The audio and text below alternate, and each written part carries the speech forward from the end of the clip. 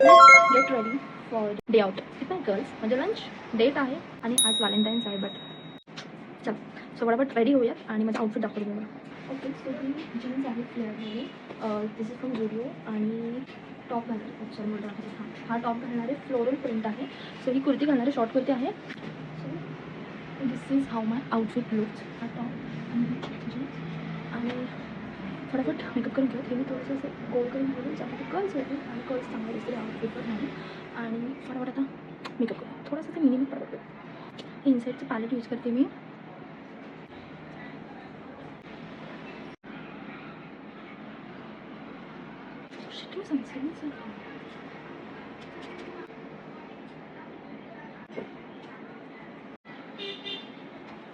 Base is done. सगळा base मी हा कन्सिलरने केला आहे बेसिकली. सो त्यामुळे इफ जरी गरम झालं तरी ते खराब नको.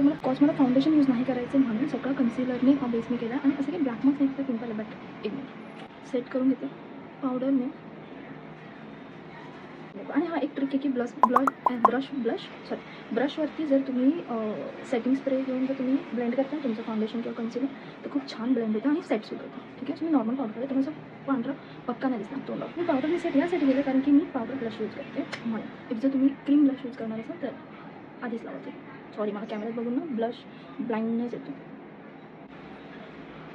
नाव लिप कॉम्बो ही हां मार्सची ब्राऊन लिप लायनर आहे.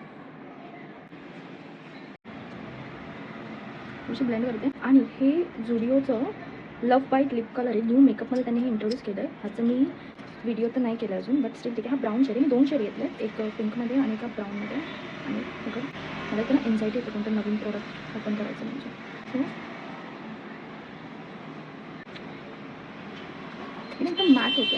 म्हणजे अप्लाय केलं तर आपण ब्लेंड करू शकतो स्मूथ करू शकतो.